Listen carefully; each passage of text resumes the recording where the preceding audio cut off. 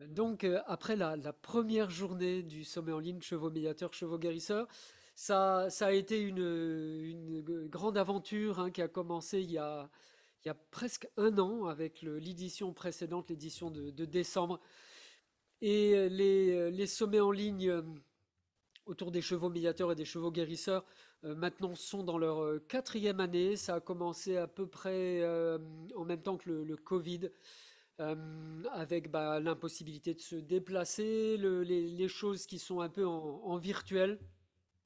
Et, et donc cette initiative de commencer à interviewer des personnes en ligne. Et en décembre, pourquoi en décembre? C'est un petit clin d'œil à ma formation. Donc je suis Sylvain Gillier, j'ai été formé par Linda Kohanoff, l'autrice du Tao du cheval, donc formée aux États-Unis, en Arizona, sur une période d'à peu près une douzaine d'années. Et Linda Kohanoff a appelé sa structure Epona Quest. Epona, elle est une déesse du cheval, qui est une déesse druidique au départ, une déesse des druides, des Gaulois, qui est, je crois, la seule divinité gauloise qui a été reprise par les Romains. Et donc on connaît Epona parce que les Romains ont beaucoup écrit dessus. Les druides n'ont laissé aucun écrit, mais par contre les Romains, eux, ils ont beaucoup écrit. Et on connaît donc cette déesse Epona. Et on sait que les journées de la déesse Epona, c'est entre le 15 et le 20 décembre. Donc petit clin d'œil justement pour organiser les sommets en ligne chaque année entre le 15 et le 20 décembre. Marilyn qui nous dit les fêtes d'Épona sont devenues les Saturnales chez les Gallo-Romains. Absolument, Marilyn.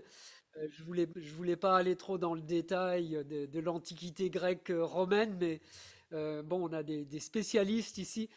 Mais effectivement, c'est devenu des journées de fête et il y a quelque chose d'intéressant avec cette fête quand même.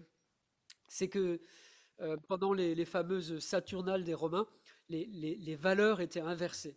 Et, et donc les animaux captifs étaient mis en liberté, euh, les maîtres de maison étaient mis dans des cages, les serviteurs devenaient les rois, les rois devenaient des serviteurs, ils devaient servir leurs propres esclaves, etc. Et il y avait une inversion générale de toutes les conventions de la société. Et moi, j'aime bien cette notion-là parce que quand on est avec les chevaux, bah, c'est vrai qu'il y a beaucoup cet aspect de pas rester sur nos propres croyances, mais de remettre en cause ce que nous croyons être notre point de vue, la réalité, etc. Florentine, qui tu nous dis, on devrait relancer cette idée d'inversion, certainement. Quoique, je ne suis pas sûr que les hommes politiques d'aujourd'hui prendraient la balle au bond, n'est-ce pas? Entre Monsieur Macron et notre nouveau Premier ministre, etc. Je ne suis pas vraiment sûr, sans parler de Donald Trump, bien entendu, puisque je vais assez souvent aux États-Unis, je ne suis pas sûr qu'il serait d'accord. Donc il y a ces notions quand même de Epona, des chevaux, et, et j'ai eu la chance d'être relié sur une période de 10 ans, 15 ans avec les peuples amérindiens et de tourner, de faire des ateliers. Je connais surtout les Navajos, je connais un peu les Apaches, un peu les Nez percés. On a interviewé quelqu'un chez les Nez percés, j'y étais en août dernier. Autour donc comment dire, ben voilà, des anciennes relations de cet espace sacré que l'on peut créer avec le cheval. Et aujourd'hui, on parle de centre équestre en transition. Euh, En transition, bah, ça veut dire que on part d'un certain état, on se dirige vers un autre état. Il y a un changement, il y a un changement dans la demande des clients en équitation. Trop bien. Euh, et oh là, je suis désolé, je suis obligé de jouer de la souris en même temps là. Il y a Sandra également qui nous rejoint. Et donc, je vous proposerais bien, après cette petite introduction, de faire un tour de table avec donc nos intervenantes et de vous présenter et, et de partager, eh bien, qu'est-ce que ça a été pour vous, les centres équestres en transition, l'équitation en transition. Donc on peut faire Oui, c'est soit bien. dans l'ordre On dans parle de l'ordre tout de temps, là. l'agenda, ou alors spontanément, qui veut prendre la parole. Laetitia, tu es juste à côté de moi sur l'écran. Est-ce que ça te dit est-ce que ça te dit de commencer? Ok. Alors, Oui, je te laisse la parole et il va falloir que que tu ouvres ton micro. C'est bon. Voilà. Je pensais que c'était toi qui le faisais. D'accord, ça va. oui, ma mère aussi, elle est super. Ben, bonjour tout le monde. Euh, alors en fait, moi je suis pas un centre équestre à proprement dit. Je me suis demandé un petit peu pourquoi Sylvain tu m'avais placé là, mais je me Oui. suis dit Bon, que c'est un c'était lieu pas où il y a des grave. chevaux, en tout cas, ça c'est sûr. Et Tout puis dans à la fait. définition du centre équestre, c'est très large, hein. Ça peut être un lieu Oui, avec un manège, des cours d'équitation, mais ça peut aussi être un lieu où les chevaux sont en liberté, où il y a hmm, des soins, où il y a ouais, voilà, chez toi, il y a même comment est-ce qu'on dit, des passages, hein, des rites de passage ou des oui, moments particuliers de la vie. Je pense que tout ça, ça rentre dans la définition de ce que pourrait être un centre équestre. d'accord. Et je suis sûr Ah, Manon a aussi des choses à dire là-dessus. Léa également qui est avec nous a des choses à ah, dire ah. là-dessus sur qu'est-ce que c'est qu'un centre équestre et qu'est-ce que Oui, pourrait, c'est bien, je comprends, je comprends. Mais en fait, je trouve que ta question est quand même pertinente au sens où comment je pourrais dire, je m'identifie pas ou je me nomme pas comme étant un centre équestre, bien que je sois un lieu dans lequel on fait différentes ateliers et retraites de liens à soi, de connexion, de ressourcement. Par contre, c'est vraiment euh, je pense que le centre équestre est probablement à la base de ma transition, au sens où, euh, après avoir fait du cheval, on pourrait dire de façon très naturelle et sauvage, instinctive, quand j'étais adolescente, forcément, on finit par se frotter au centre équestre. Et pour moi, ça a été une très grande tristesse, une très grande désolation. C'est ce qui a fait que désolation de voir l'enseignement de l'équitation, tu de veux dire? voir l'enseignement de l'équitation, de voir la rigidité, de voir la force du patriarcat à l'époque. Bon, on parle de quelque chose qui a lieu il y a plus de 35 ans. Ouais, Cependant, les choses ont changé beaucoup et ce sont les enfants qui m'ont ramené dans le centre équestre, dans ce ouais, truc de maman, je veux faire du cheval, je veux faire du cheval à une ouais, époque où on n'a pas de chevaux à la maison ouais, et où on a la chance de tomber sur une entraîneur qui est une petite cocotte toute neuve, 22 ans, formée aux nouvelles méthodes. Et c'est comme c'est une révélation pour moi de me dire, oh, peut-être que je peux me réconcilier avec ça. ouais, Et à partir de ça, on va réavoir des chevaux à la maison. Je vais moi-même reprendre des cours. Avec un entraîneur qui est réputé être un entraîneur éthologique. Alors, il faut savoir que moi, je suis en Amérique du Nord, au Québec, dans l'Est du Canada. Et en fait, ça va très mal se passer.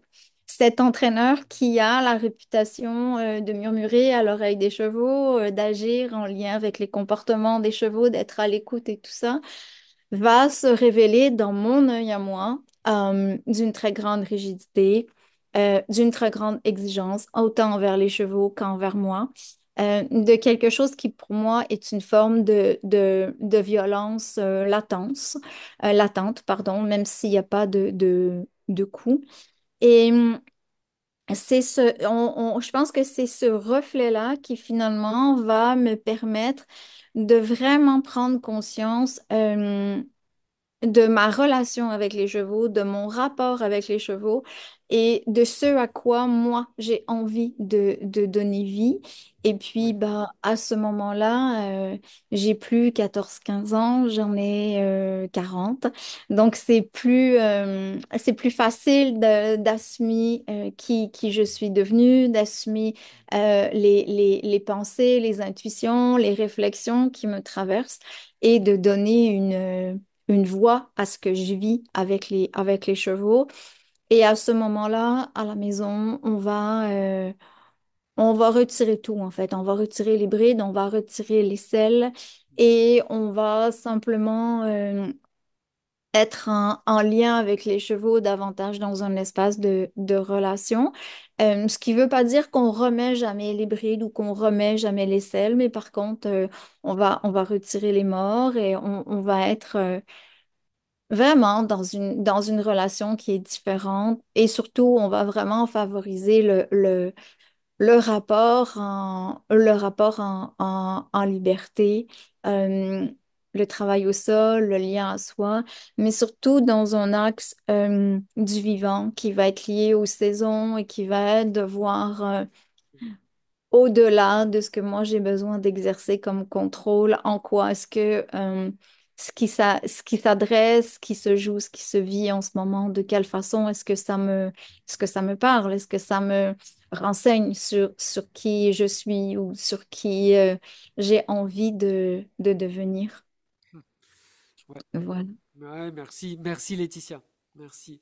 Donc des expériences pas forcément faciles avec l'équitation dite traditionnelle et puis ce que tu as créé hein, avec les chevaux.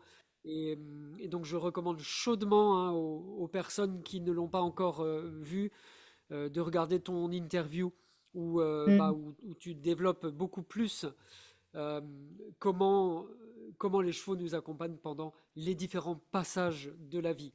Hein. Ouais. Et donc il y avait différentes questions, j'ai pas accès. Si vous avez accès à cette interview pendant toute la journée de demain, profitez-en.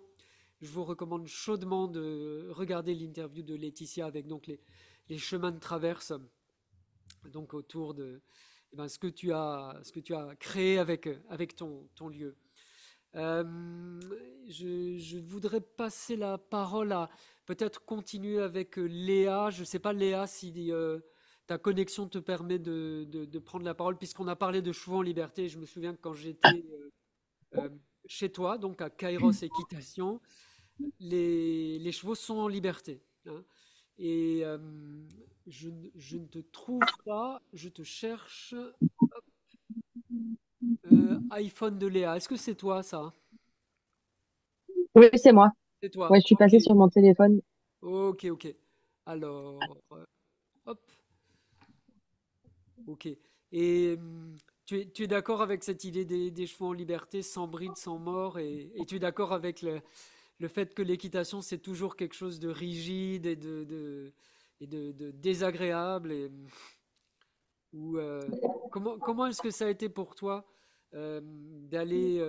d'effectuer une transition depuis une équitation classique vers un centre équestre du 21e siècle.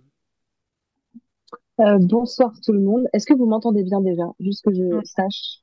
Ouais, ok, merci. Ouais, moi je t'entends Euh, bien. Ouais. ok, merci. Moi, je dirais que moi, j'ai eu quand même la chance, étant fille de professionnels, d'avoir des très bons entraîneurs et des bons coachs. Donc, j'ai quand même ouais, cette histoire-là.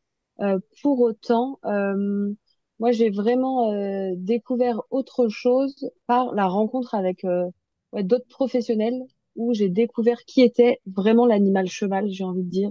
Ouais. Et c'est vraiment l'animal cheval qui a permis ouais, le switch de pratique, j'ai envie de dire, parce que il était source d'inspiration. Et du coup, ça a été lui la porte d'entrée sur, en effet, nous, on a enlevé les morts parce qu'à l'époque, on habitait à Brocéliande et on avait une grosse activité touristique. Et du coup, on accompagnait beaucoup de personnes débutantes. Et ça a été une évidence d'enlever les morts pour voilà, ce qu'ils subissaient. Et la transition s'est fait c'est de façon très bien. Et, euh, et voilà, je vais pas tout raconter, mais on a décidé par la suite de pas les remettre parce qu'à un moment donné, nous, on remettait les morts quand on montait dessus et des débutants qui avaient jamais monté, eux, ils avaient pas de morts. Donc, on a trouvé que c'était bizarre. Du coup, nous, on a arrêté de les mettre aussi. Du coup, ouais, pour autant, ça veut pas dire que je suis contre le mort, mais je suis contre la mauvaise main du cavalier, je peux envie de dire, plutôt dire ça. Ouais. Euh, et, euh, et du coup, les chevaux, par la rencontre, c'est Guillaume Antoine, nous, qui a été vraiment une grande rencontre, parce Ouais. qu'il a fait partie de ce courant des chevaux. Donc là, je dis ça, ça date de 2009, hein, c'est pas tout à fait récent non plus. Mm. Euh, où à l'époque, la seule source d'éthologie qu'on avait, c'était les cow-boys par l'équitation plutôt Western. américaine. Et moi, Western. ouais, c'est ça, ouais, ouais. Et puis les chuchoteurs dont parlait Laetitia, Ouais. qui sont vraiment basés sur ce côté-là. Et moi, qui est pas mon équitation, j'ai envie de dire, et là, c'est vraiment personnel, hein, il n'y a pas de jugement là-dedans. Ouais. Mais moi, j'aime vraiment, ouais, entre guillemets, euh, l'équitation plus traditionnelle ou plus classique.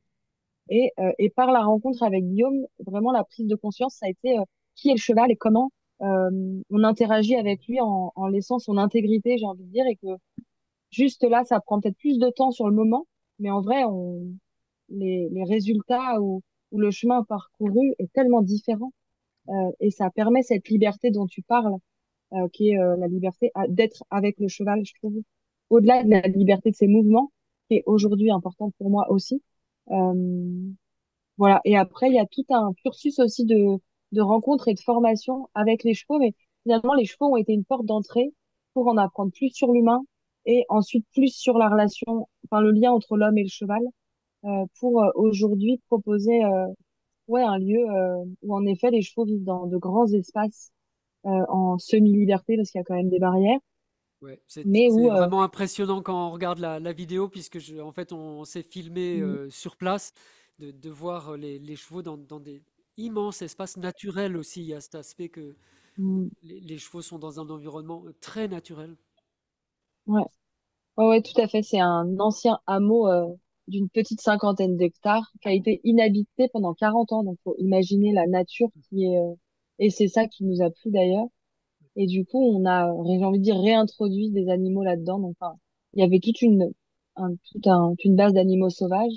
Donc là, il y a voilà une réadaptation avec des grands herbivores qui sont les chevaux. Voilà, on a déménagé ici il y a 4 ans à pied, parce que c'est aussi c'est important pour moi la congruence. Donc euh, voilà, la À liberté passe pied aussi avec les par le chevaux, en fait. mouvement. Vous avez fait Et on a fait la deux, transhumance. ouais, on a fait deux grandes transhumances à pied, ouais. Mm, ouais, avec un troupeau de 30 chevaux. Mm, Ah, trop Ouf. génial. Trop génial. ouais. Ok, super. Voilà, je sais pas jusqu'où je parle sinon parce que je pourrais parler Ah, des heures, donc laisse moi. tu as lu dans mes pensées. Je suis en train moi-même de me dire, bon, j'essaye d'être parce que tout le monde parle. Je voudrais pas dépasser une heure et quart Mm, pour cette vidéo, pour pas être trop long. Mais peut-être qu'on pourrait continuer avec Sandra, puisqu'on reste dans le domaine de l'équitation. Enfin, Sandra est éleveuse hein, d'Appaloosa. Je ne sais pas si tu es là, Sandra. Si tu es là, ouvre ton micro. Je te cherche. Non, je te vois pas. Allez, Ok. voilà. Je sais pas si on me voit là. Ah, voilà. Ça y est. Ça y est. Donc, eh bien, bonjour à On tous et à t'entend, mais toutes. on ne te voit pas, par contre. Mais Ah, peut-être ta caméra. voilà. Ok, voilà, super. Et puis on essaiera de faire une petite table ronde à la fin autour des chevaux et de la transition et également aussi de répondre aux questions du public. On ouvrira un espace de questions si vous avez des questions à poser sur eh ben, les personnes comme Léa, comme Sandra et comme d'autres, comme Manon également, qui ont fait cette transition vers une conception de l'équitation qui est plus holistique et plus de liberté, etc. Sandra, je te laisse la parole. Eh bien, bonjour à tous et à toutes. Voilà, donc, eh bien, moi, je me présente. Donc, Sandra, j'ai un centre de tourisme équestre au départ dans les Cévennes. Donc, Poney Club, je viens d'un monde pareil, classique. Quand j'ai ouvert mon centre à moi, donc maintenant il y a longtemps, en 99, j'ai voulu avoir le premier, on a un peu créé, on va dire, le premier centre d'équitation naturelle. On voulait pas l'appeler l'équitation classique et c'était un poney club avec pieds nus, uniquement monté au licol. Et on a fait beaucoup de randonnées à la semaine ou sur une dizaine de jours. Donc, toujours au licol et pieds nus avec tout notre troupeau de chevaux. Il y a eu jusqu'à 45 chevaux dans les Cévennes. Et puis là, bon, on a changé au moment du Covid où on nous a demandé de fermer, comme tous les centres. Et on est en train donc de rouvrir, mais là, c'est une écurie de propriétaires, mais on rouvre sur un centre d'équithérapie. Donc, un centre d'équithérapie Donc c'est une pour toutes les transition personnes. différente. Là, tu passes d'un lieu qui était un lieu d'élevage et de cours vers un lieu qui est Voilà. équithérapie, hein, avec accueil de groupes, accueil de personnes qui ont des problèmes de santé, etc. Voilà, avec toute une équipe quand même médicale, une équipe aussi bien dans les chevaux, où il y aura peut-être aussi pas que des chevaux au niveau animal, mais une équipe médicale avec médecins, infirmières, sophrologues, etc. Ouais. Et adapté, enfin, ça va se faire sur des séjours à thème et des séjours plus pour un public féminin, on va dire, adolescente ou adulte. Ok. Je fais un Donc, peu un pont avec ce que disait Laetitia tout à l'heure sur les passages. Et parce qu'en en regardant toutes les interviews, je crois qu'au départ, il devait y avoir 35 interviews comme ça, mais il y avait cette notion de passage et comment les chevaux nous aident pour les passages de la vie. Euh, et voilà, donc je me demandais un peu comment. Est-ce que Sandra, c'est quelque chose qui te semblait important d'accompagner les passages ou c'est purement équithérapie avec l'aspect médicalisé et je ne sais pas si ma question alors, est claire en fait. si, c'est bien clair, c'est que effectivement, il y a des passages, les chevaux, en fait, en évoluant pendant ces 25 ans Oui, avec un public, tout public, hein, enfants, adultes, enfants handicapés, adultes handicapés, j'ai remarqué que les chevaux aidaient vraiment et guérissaient vraiment justement, certaines personnes pendant certains moments de leur vie. Et j'ai voulu cibler justement, on a voulu cibler en fait un petit peu un public qui avait vraiment plus besoin du cheval. Et on s'est dit que le cheval allait vraiment l'aider à ce moment-là. Ça serait plus bénéfique, voilà, pour une personne qui serait mal. Et plutôt que d'un loisir où on a tous une bonne sensation chaque fois, une bonne relation aussi avec le cheval. oui. Mais là, on voulait vraiment aider plus dans la thérapie et vraiment peut-être à des passages plus difficiles, à des moments plus difficiles pour certaines personnes dans leur vie, quoi. Mm. Ouais, ouais, c'est sûr. Il y a également une des intervenantes d'aujourd'hui, Manon, euh, avec son centre Equitao, où il y avait cet arbre, hein, l'arbre de Equitao avec différents fruits, différentes branches. Une de ces branches, c'est la thérapie. Euh, Manon, est-ce que tu te sens de prendre la parole et de nous parler un peu de ton lieu, de Equitao, euh, et des différentes branches que tu as développées? Alors, je ne sais pas si tu m'entends. Voilà, tu Ah m'entends oui, là? voilà. Oui, oui, oui, oui, là c'est bon. J'ai On t'entend. j'ai le même, j'ai Téléphone. Voilà, un parfait. problème Merci. de connexion Ouais. et donc je suis aussi passée sur mon téléphone et donc en fait il y a tellement d'écrans que je n'ai plus accès à mon bouton caméra ni à mon bouton micro. Donc là, voilà, j'ai galéré à le trouver, mais c'est bon, c'est fait.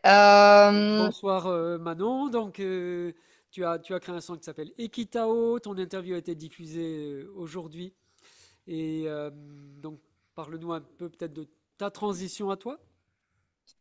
Oui, notre transition, elle a été, j'ai l'impression qu'on est en transition depuis qu'on a démarré ce projet, mais il y a eu quand même un moment de bascule. Comme je l'explique dans l'interview, on a été, donc moi, je suis cavalière qui vient de milieu équestre tout à fait classique, vraiment la fille de manège qui se débrouillait plutôt bien, qui montait les chevaux des marchands, les chevaux de tout le monde. J'avais pas trop peur, je faisais un peu tout ce qu'on me demandait. Et puis, j'ai toujours voulu travailler avec les chevaux et j'ai fait des études de psychologie après mes secondaires et j'ai lancé Equitao dans un but d'accompagner les gens en thérapie assistée par le cheval. Et la loi de l'offre et la demande étant qu'il y a plus de gens qui veulent faire du poney que de aller se sentir, d'aller se découvrir, d'aller vraiment travailler sur eux avec les chevaux, et ben on a switché, mais très rapidement, hein, c'était dès les premiers mois en fait de l'ouverture d'Equitao. Ouais. J'ai pas pu tenir vraiment à ce moment-là. Donc moi j'ai lancé Equitao, j'avais 22 ans.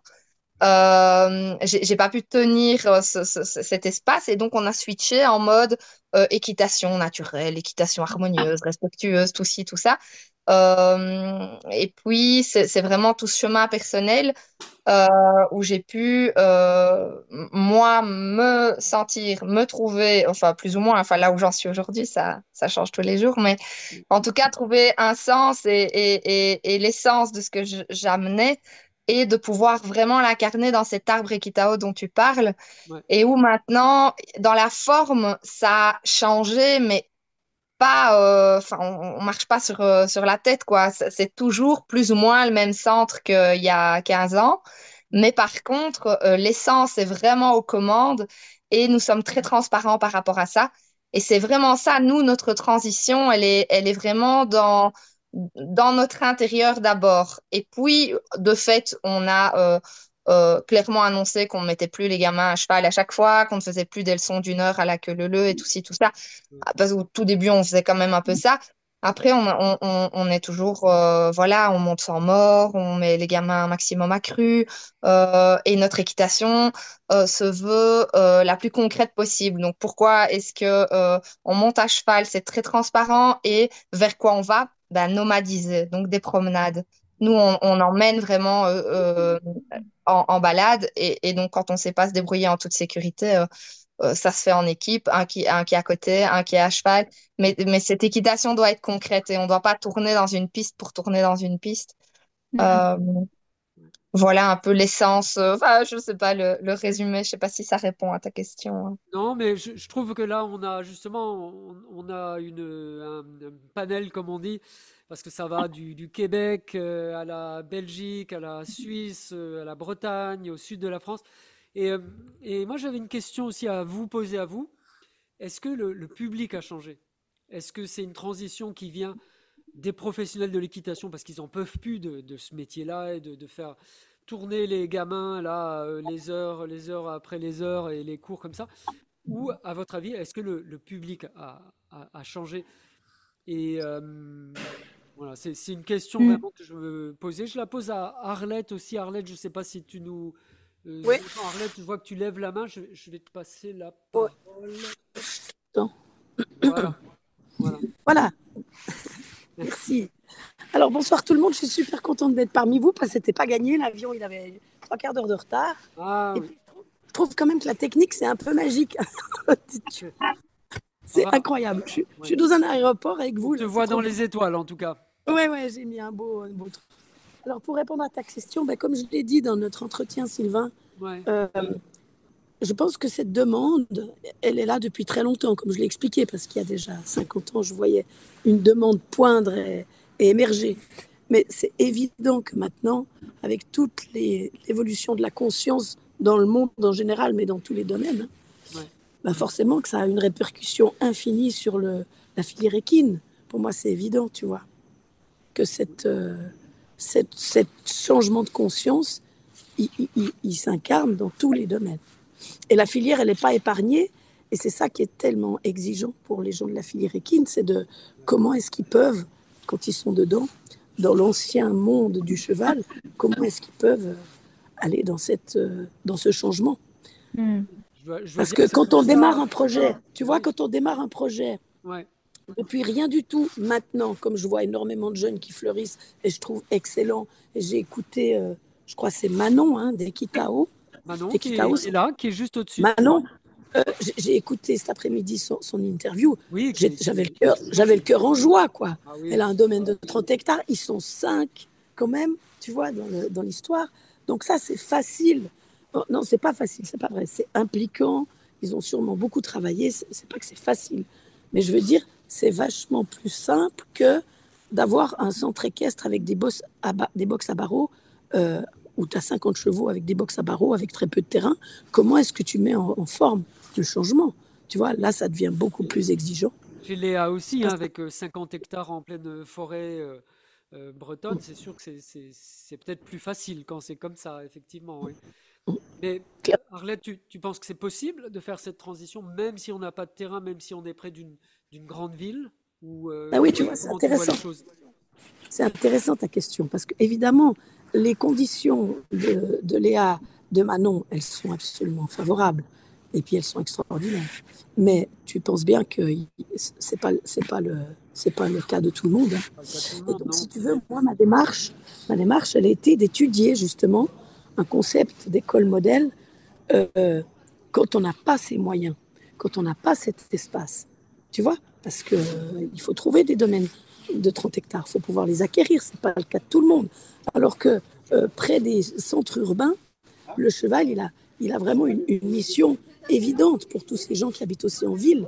Donc là, plus on est près des centres urbains, moins on a les moyens d'acquérir des grands domaines, parce qu'il n'y en a pas.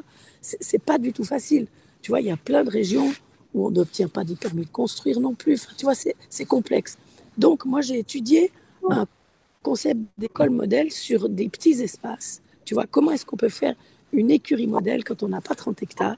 Et puis comment on peut rendre les chevaux extrêmement heureux, même dans des plus petits espaces? Parce que j'ai quand même observé dans ma carrière que le relationnel avec l'humain, il a autant d'importance que l'espace. Pour le cheval, Donc ça, du c'était un point de peu vue du mon... cheval. Ouais. Pour le cheval, ouais. Et puis, si tu veux, dans mon parcours, j'ai commencé par travailler, faire une étude et une recherche sur comment monter les chevaux en liberté, avec une étude sur la posture, sur les six piliers de la sécurité et sur la présence, etc. Tout ce que j'évoque un peu dans certaines conférences, parce que j'ai récupéré 17 chevaux qui avaient supporté la maltraitance trop longtemps, qui avaient développé des troubles de comportement très dangereux pour l'être humain. Donc, j'ai évidemment tout de suite fait une recherche très approfondie pendant plusieurs années là-dessus et une recherche sur comment, au niveau pédagogique, je peux transmettre cette capacité de monter en liberté, en toute sécurité, avec ces six piliers, avec cette étude sur la posture qui ne dégrade pas du tout la locomotion du cheval et l'intégrité physique du cheval, pour que ça ne dégrade pas non plus son équilibre psychique et émotionnel.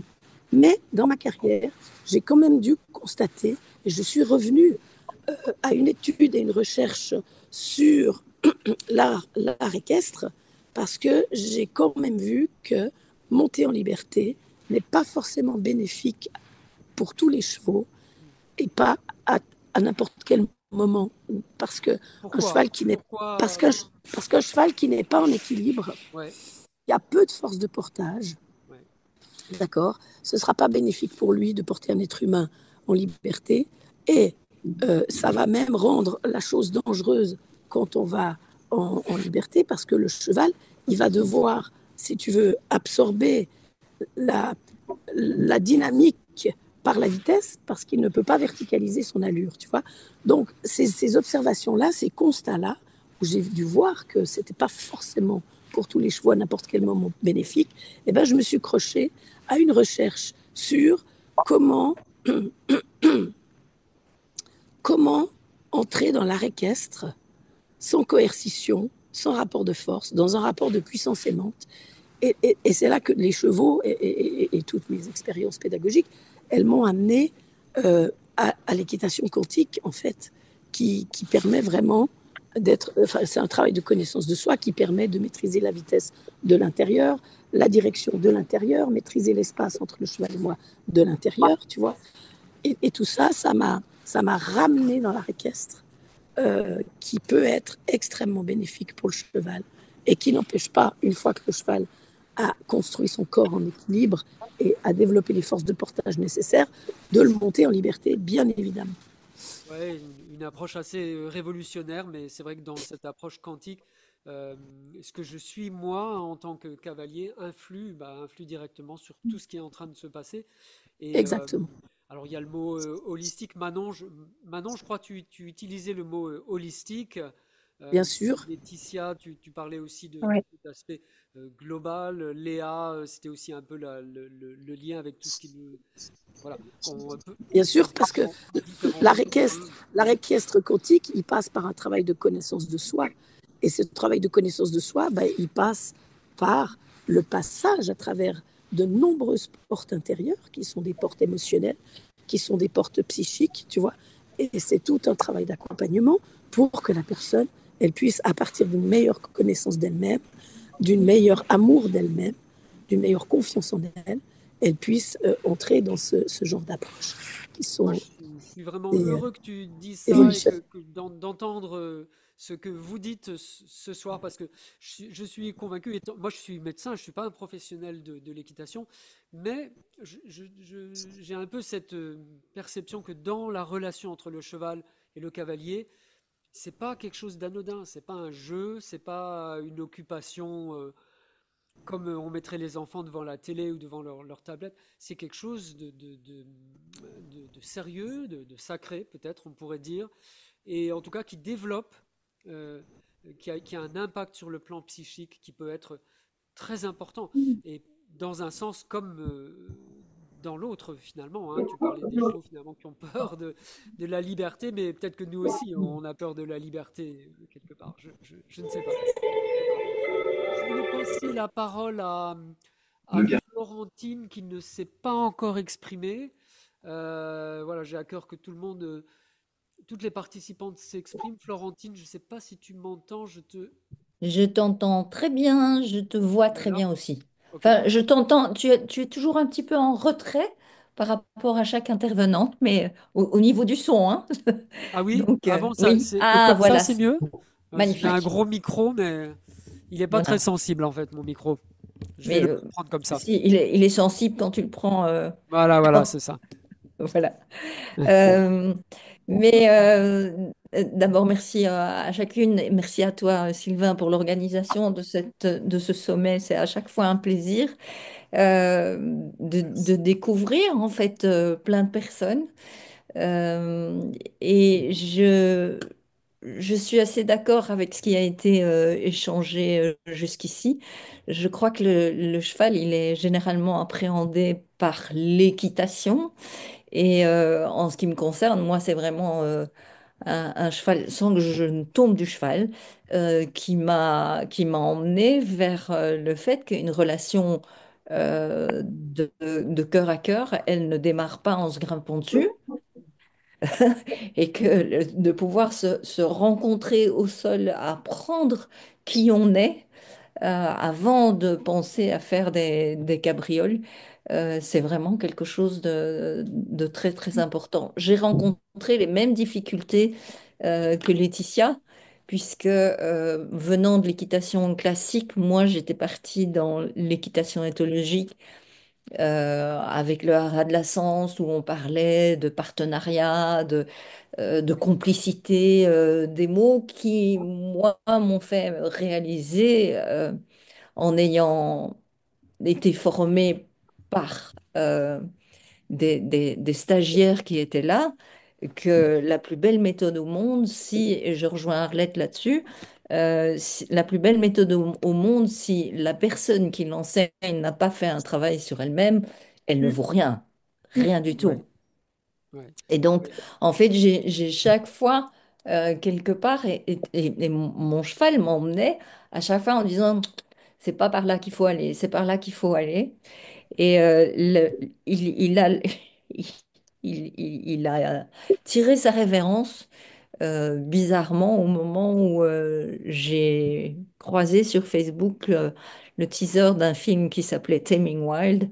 Et j'ai pris un avion pour rencontrer euh, la, la jeune femme qui s'appelle Elsa Sinclair, qui avait en fait, comme projet au départ, et ça rencontrait complètement parce qu'en fait, mon cheval, il m'a appris la liberté sans moyen de coercition. On faisait tout, mais je me dis, mais moi, comment est-ce que je reproduis ça? On a besoin d'une méthodologie. Et quand j'ai vu qu'elle donnait un stage au Colombie-Britannique, mais j'ai sauté dans le premier avion venu. Et en fait, elle était partie de cette question d'une de ces stagiaires qui disait, oui, mais si les chevaux avaient vraiment le choix, est-ce qu'ils nous laisseraient les monter? Et elle a dit, mais oui, bien sûr. Et puis après, elle s'est mise en réflexion en disant, mais est-ce que c'est vraiment juste ça? Et donc, elle a été chercher une jeune jument de 3 ans, une Mustang, qu'elle a appelée Myrna, et qu'elle a éduquée uniquement avec son langage non verbal. Et de là, en fait, j'ai assisté quasiment à toutes ces premières. J'ai assisté à la première de la sortie de son film, à son premier workshop, à son premier cours en ligne. Et je l'ai fait venir en France et en Belgique, où j'ai traduit plusieurs de ses stages pendant maintenant, je crois que ça fait 8 ans que j'ai fait ça. Et j'ai en fait je me suis entièrement inspirée de ces enseignements pour introduire ça dans ma formation pour devenir Equicoach. Parce que ce que je vois, enfin, ce que j'ai pu constater moi avec les stagiaires qui venaient se former à l'Equicoaching, l'application, c'était systématiquement l'équitation éthologique. Et pour moi, la finalité de l'équitation éthologique, c'est de grimper sur un cheval et c'est OK. Il n'y a pas à remettre ça en question. Mais l'équicoaching, pour moi, c'est pas de l'équitation. Donc, il y a une vraie relation à apprendre au cheval. Et en fait, je pense que nous, on a tous des outils de coercition pour garder le cheval près de nous, parce que les réponses qu'il nous donnerait, entre guillemets, en liberté, ça nous remet en question. Et ça, on veut pas aller investiguer. Or, c'est justement là toute la richesse que le cheval peut nous apporter. Ouais. Et c'est peut-être une question qu'on peut reposer. Est-ce que les chevaux, si on leur laissait le choix, est-ce qu'ils seraient d'accord qu'on leur monte sur le dos? Ouais. Manon, tu voulais dire quelque chose? Oui, mais en fait, j'avais envie de compléter de mon point de vue ce que Florentine vient de dire, parce que bah, j'ai eu la chance de rencontrer Elsa Sinclair aussi grâce à Florentine, et puis à être initiée par Florentine à toute cette approche cheval en lien. Et ça a été vraiment euh, quelque chose d'important dans les derniers pas là, de la transition qu'on a vraiment fait, parce que tout ce qu'on fait intuitivement et toute cette conscience qu'on peut avoir de, bah, je sais pas, c'est logique de se mettre parallèle à un cheval et pas se mettre perpendiculaire, ou on fait des choses comme ça intuitivement et ça se passe bien. Mais quand on est en position d'accompagner des personnes, d'avoir un modèle comme Elsa, que Florentine a tellement côtoyé, et puis que Florentine a tellement pratiqué aussi, qui a un peu, je ne sais pas, conceptualisé, c'est peut-être too much comme mot, mais enfin, il y a quelque chose de cet ordre-là quand même, Oui. systématiser ses observations, ces trucs. Moi, ça m'a fait vraiment rendre beaucoup plus traductible beaucoup de choses que je faisais ou que les chevaux me faisaient comprendre ou me communiquaient, mais que je gardais dans un espace de c'était mon expérience avec ce cheval-là à ce moment-là ou avec telle personne. Et là, ça m'a permis, donc voilà, cette approche de la liberté totale et de cette étude approfondie du cheval telle qu'Elsa l'a proposé et que Florentine le propose avec Cheval en lien. Vraiment, nous, on fait ça avec les gosses maintenant, on fait ça avec tout le monde, c'est vraiment passionnant. Moi, je trouve il y a quelque chose là-dedans dans et je te passe la parole tout de suite après, Arlette. Il y a quelque chose dans cette idée d'apprendre sa liberté, d'apprendre mon propre pouvoir, ma souveraineté sur mon propre pouvoir avec le cheval que ce qu'on faisait avant, qui était plus apprend à lui montrer qui est le maître. Et apprend et il va voir qui est le maître. Ça, c'était un peu l'équitation à l'ancienne. T'es tombé, remonte dessus, lui montre pas que t'as peur, etc., etc. Donc il y a vraiment une transition là-dedans et je trouve que c'est quelque chose de remarquable aussi sur notre conscience de la relation. Arlette, je te passe la parole et puis Léa après. Oui, oui, alors moi je rejoins tout à fait ce que dit Florentine et Manon. Ça correspond vraiment à mes observations parce que cette question, est-ce que c'est légitime qu'on les monte? Tu penses bien qu'elle m'a hanté la moitié de ma carrière, tu vois. Je n'étais vraiment pas du tout sûre. Et en fait, ce qui est vraiment intéressant, c'est que les chevaux m'ont appris que si l'être humain il fait son travail, d'être capable de décider, d'être capable de clarifier extrêmement précisément une intention, quelle qu'elle soit, technique ou relationnelle, qu'il est capable de poser des actions et des gestes qui soient habités et cohérents, qu'il est capable d'une persévérance sans limite, infinie, et qu'il est capable d'aller à la recherche en lui des forces de détermination, il devient un guide parce qu'il développe une certaine qualité de présence qui va lui conférer un certain charisme, qui va le rendre, si tu veux, il va avoir un pouvoir d'attraction qui fait que le cheval, il va se sentir en confiance à côté d'un homme comme ça. Il va se sentir bien et naturellement, le cheval, il va le rejoindre, tu vois. Mais c'est pas du tout si simple que ça, tu vois. Et le jour où j'ai été complètement en paix avec ma conscience par rapport au fait de monter ou de ne pas monter, c'est quand tout d'un coup, je donnais un cours à mes 5 chevaliers. On a travaillé d'abord au sol en liberté. Ensuite, on a monté en liberté. On a mis en place une petite chorégraphie montée en liberté. Et quand on avait terminé le cours, on se réunissait encore un quart d'heure pour débriefer de tout ce qui s'était passé à l'intérieur de nous. Et les chevaux, avec la porte du paddock ouverte et l'écurie à 3 minutes, ils pouvaient très bien sortir. Et ben, ils se sont rassemblés autour de nous, tu vois. Oui. Et vraiment, là, j'ai vu que les chevaux... Ça m'est arrivé, ça, c'est totalement bluffant. J'ai vu qu'on était dans un processus de coévolution et qu'ils y trouvaient énormément de choses aussi d'apprendre avec nous, tu vois. Cette communion, quand on est dessus dans la verticale avec eux et qu'on communique à partir du plancher pelvien et du centre de gravité commun, c'est juste quelque chose d'extrêmement spirituel pour eux aussi, tu vois. Pour eux aussi, et que les chevaux sont d'accord avec ça. Oui. Exactement comme Florentine et Manon ont évoqué, ça passe par le sol pour savoir quelle est la vérité. Où est-ce que j'en suis moi, hein? Est-ce que je suis respectable? Est-ce que je donne envie au cheval? Est-ce que le cheval peut me faire confiance? Oui, j'abonde dans leur sens. Carrément. Léa, je te passe la parole avant qu'on aille doucement vers la clôture de cette session. Merci. Ouais, j'avais envie de rebondir. Je suis d'accord avec ce qui a été dit. Et moi, là, pour moi, l'équitation, et je trouve que ton thème aussi des centres équestres en transition ou des centres équestres du 21e siècle, c'est aussi pour moi important de garder ce mot parce que c'est plus ce qu'on met dedans qui, à mon sens, doit évoluer, cheminer, que changer de nom pour. En tout cas, moi, c'est vraiment le choix que j'ai fait. Et pour moi, l'équitation que j'ai envie de dire de demain, entre guillemets, ou que moi, j'essaye de créer, et c'est un chemin d'une vie, hein, tout est, ce que je dis aujourd'hui sera vraiment dit autrement dans quelques années. Euh, mais c'est que l'équitation, pour moi, c'est vraiment l'interaction entre l'homme et le cheval, qu'elle soit à pied, en liberté, dessus. Et je trouve ça important de le dire. En tout cas, c'est important pour moi pour se dire que les meilleurs humains, entre guillemets, que le cheval nous apprend à être, c'est un peu tout ce qu'on vient de dire là, commence avant même de les avoir, d'être sur le dos et qu'à pied, peu importe ce qu'on fait avec eux, le début commence à pied et l'équitation, ce n'est pas que dessus. Et d'aller du coup dans la rencontre de soi, voilà ce qui est dit avant très bien, de qui je suis et de comment je vais à la rencontre de mon cheval, que ce soit pour travailler en liberté ou lui mettre le licol, en vrai, peu importe.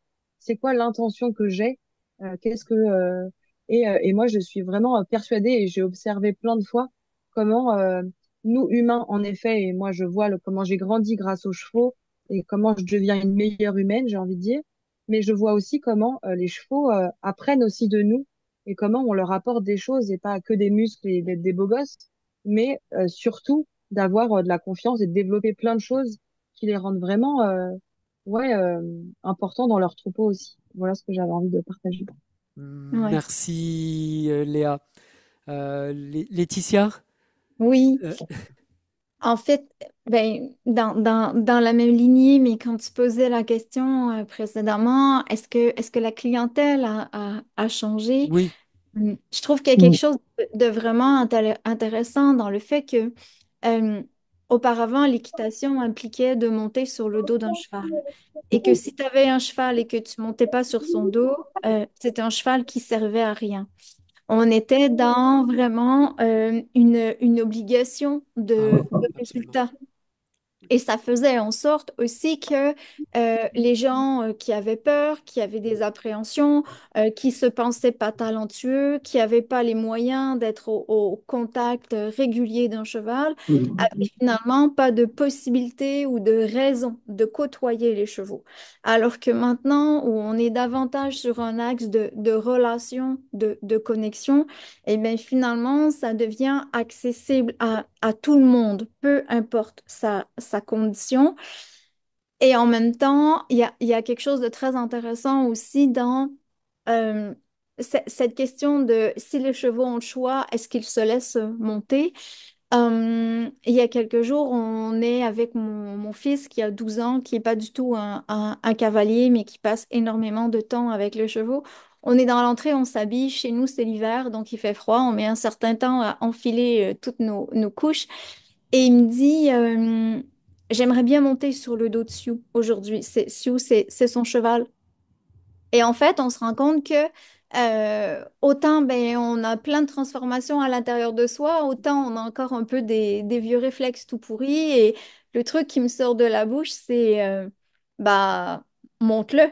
Dans ma tête, ça sous-entend un peu, tu sais, mon chouchou, faut pas toujours attendre que les choses tombent du ciel, un petit peu de détermination, blabla.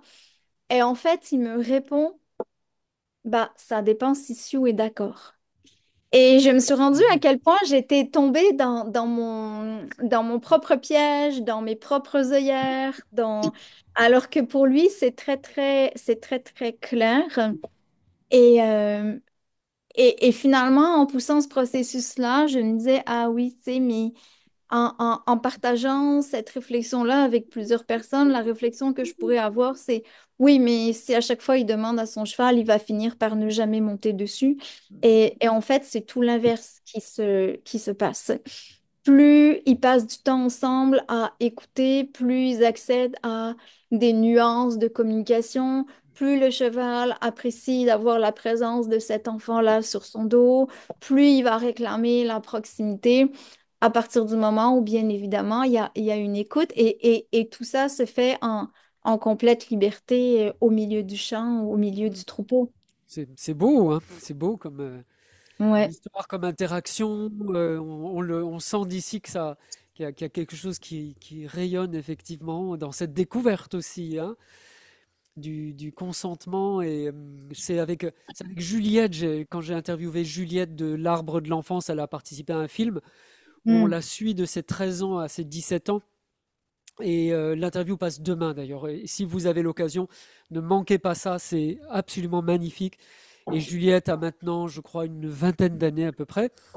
Et donc, elle a gentiment accepté que je l'interviewe. Et je parle de cette question-là. Est-ce que les chevaux sont d'accord?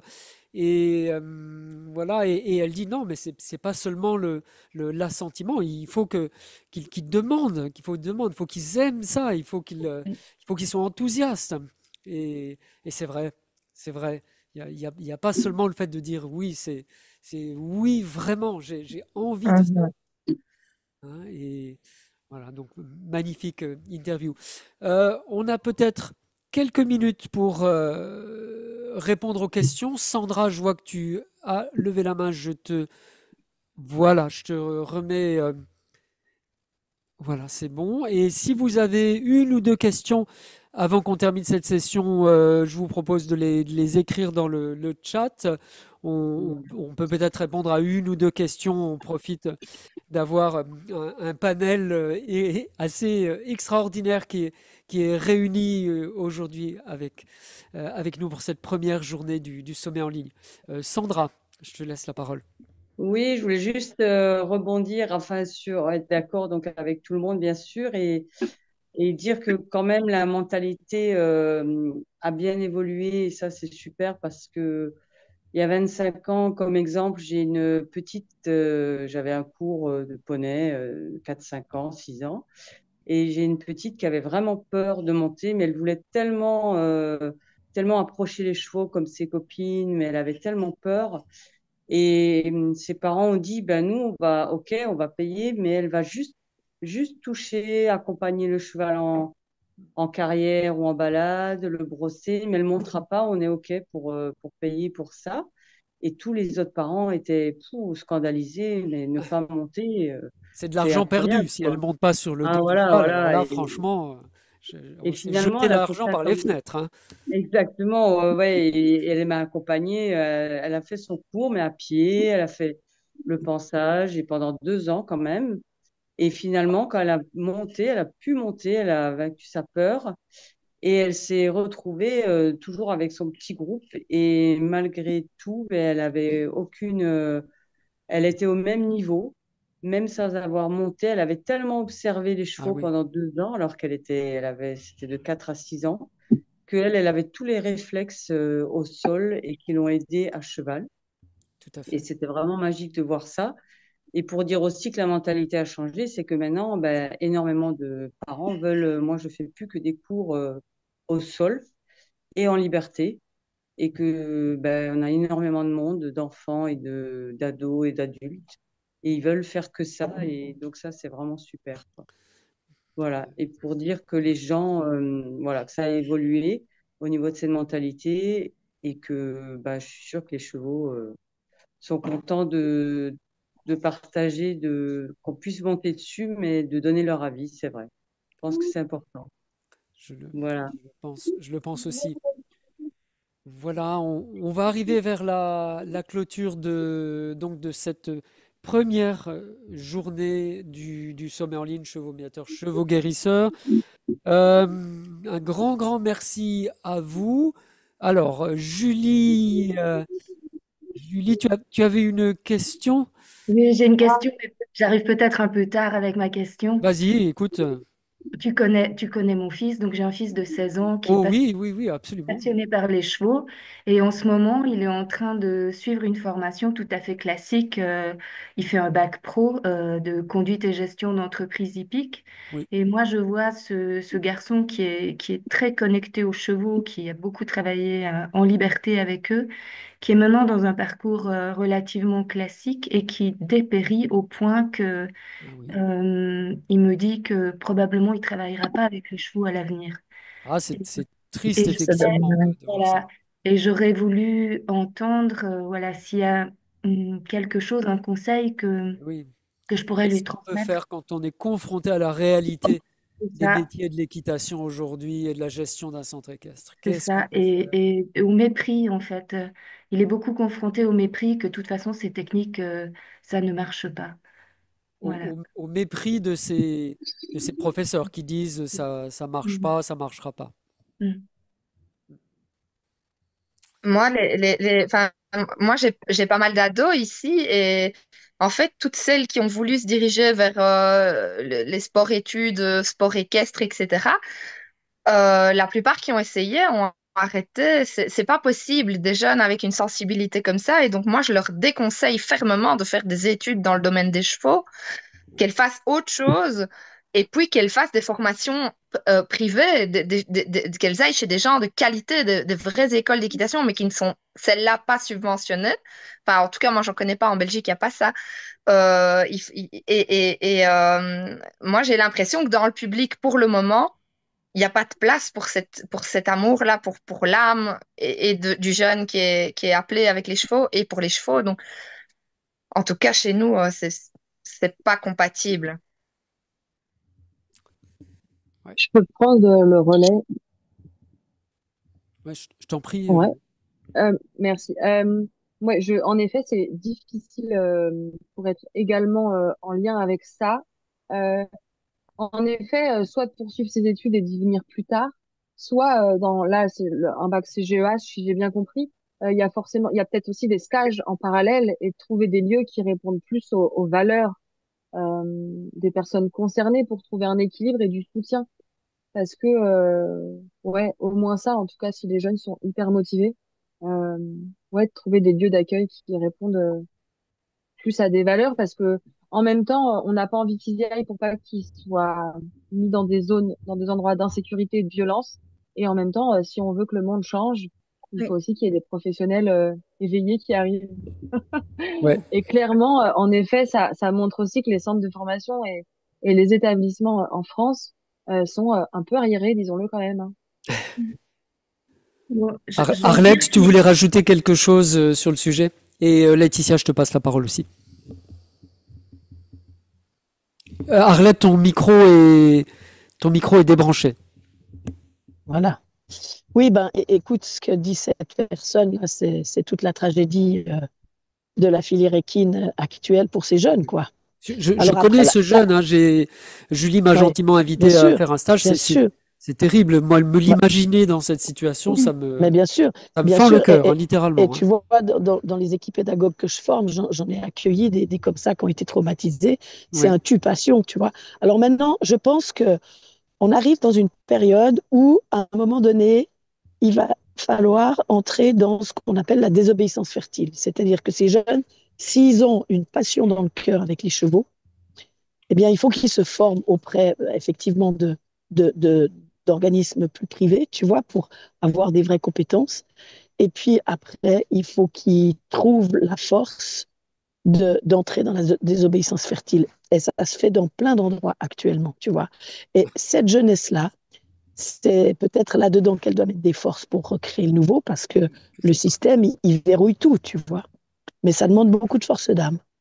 Et ça moi, j'ai demande de la plusieurs force équipes. intérieure. J'ai vu plusieurs équipes pédagogues qui sont rentrées dans cette désobéissance fertile, qui enseignent, qui ont une assurance qui prend en charge leur RC, mais qui refusent complètement d'être dans ces centres équestres. Et ils ont la foi qu'ils seront jamais embêtés, et ils n'ont jamais été embêtés, et ça fait 20 ans qu'ils exercent, tu vois. Et en fait, peut-être que... l'écueil. Ouais, Ouais, l'écueil pour Sonam, c'est qu'une semaine sur deux, il est en stage et il choisit ses lieux de stage. Et il Ouais, fait des stages extraordinaires. Mais ouais, l'autre bah, semaine, évidemment. il est à l'école et ça ne suffit Ouais, pas.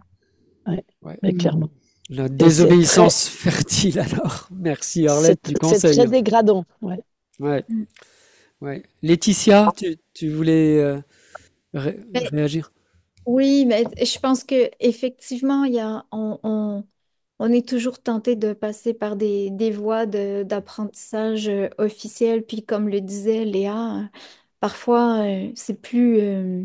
Alors peut-être qu'on n'a pas toutes les petites lettres à côté de notre nom et tout, mais parfois c'est peut-être plus porteur de se former de façon alternative dans des lieux qui correspondent davantage. Peut-être aussi la possibilité d'aller en stage à l'étranger au sens où généralement, bon, on le sait un peu, un nul n'est prophète dans son pays. Quand on revient de l'étranger avec une formation, on est vu, on est entendu, on est reconnu d'une façon différente. Et si tous les pays ont leurs forces et leurs faiblesses, je pense qu'il ne faut pas oublier que en Europe, l'équitation nous vient d'une équitation qui est militaire. Et ça impacte encore énormément les mentalités.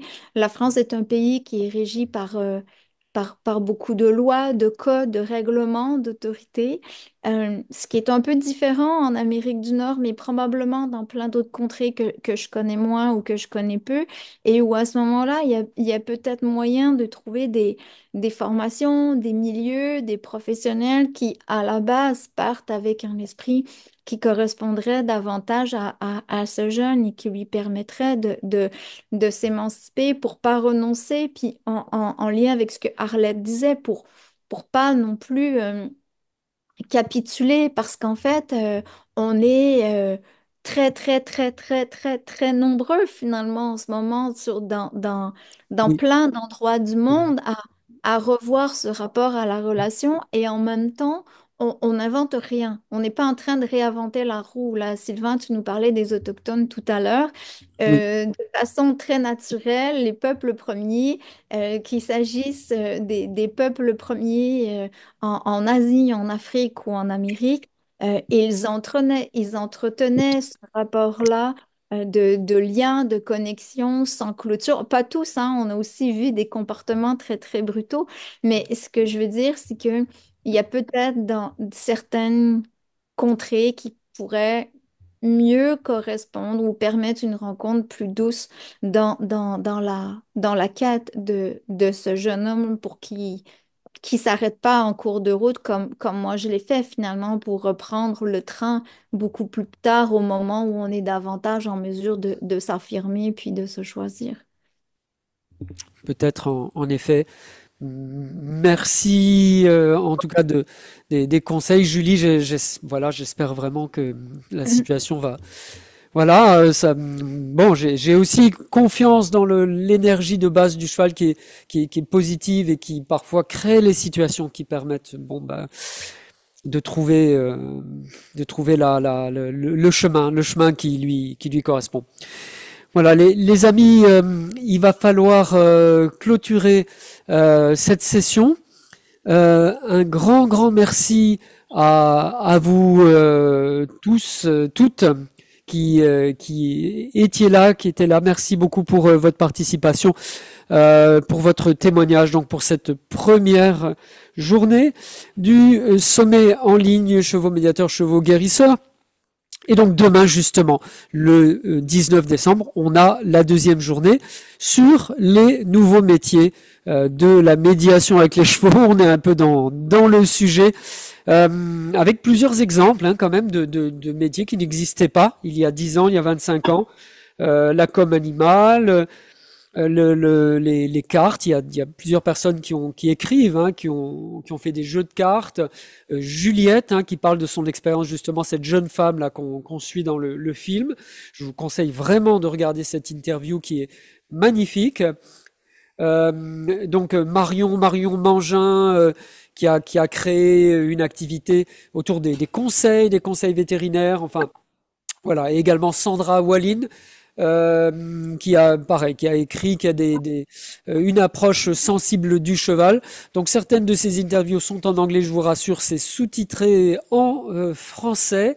Et demain soir à 19h, donc à nouveau, je vous donne rendez-vous pour notre réunion du deuxième jour du sommet. Un grand merci à vous à nouveau et je vous souhaite une très bonne soirée. Merci, Au revoir tout le Sylvain. monde. Merci Au à revoir. Sylvain. Ciao, ciao. Merci Au revoir. beaucoup. Bonne Ciao, ciao. soirée. Au Ciao, revoir. ciao. Au revoir.